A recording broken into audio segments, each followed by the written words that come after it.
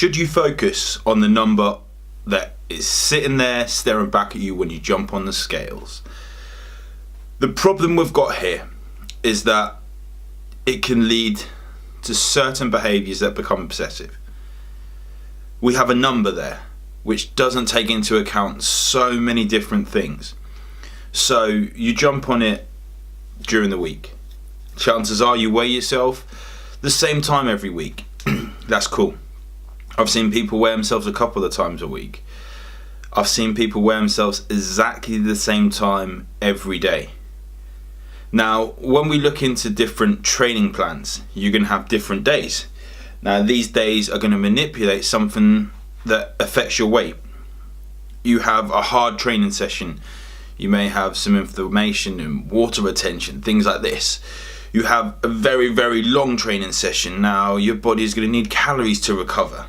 So, if you judge yourself on this number, and we don't directly do it, it's something that happens inside our heads, that it's only natural. We see progression as the weight going down. Now ask yourself this, without Googling it. Every time Mo Farah has won a gold medal, what did he weigh?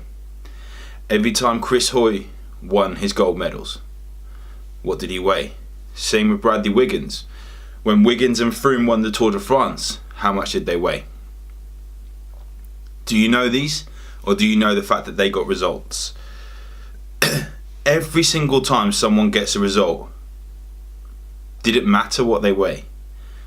Okay, there's a certain degree of when weight will become detrimental.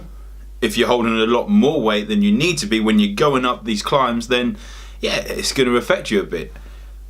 But to get down to these extreme weights, is that what you should focus on? Or should you be looking on your power to weight ratio? Are you actually getting faster? Are you getting stronger? Are you performing better? Are you feeling better? Are you sleeping better? But your weight is staying the same?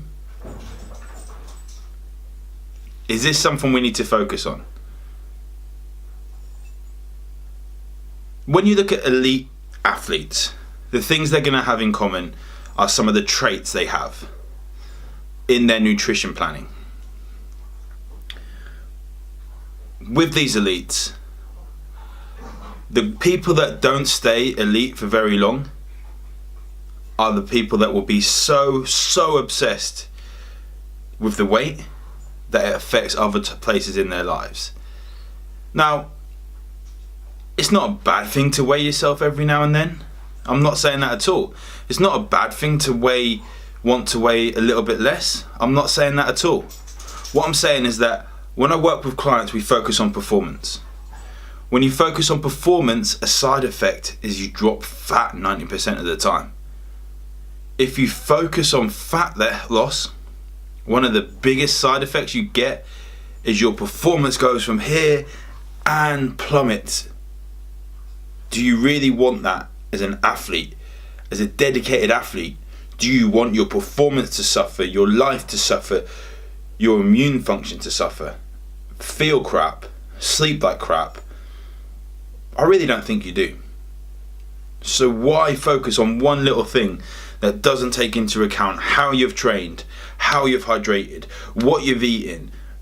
Even with women, where you are in the menstrual cycle, that's going to affect your weight.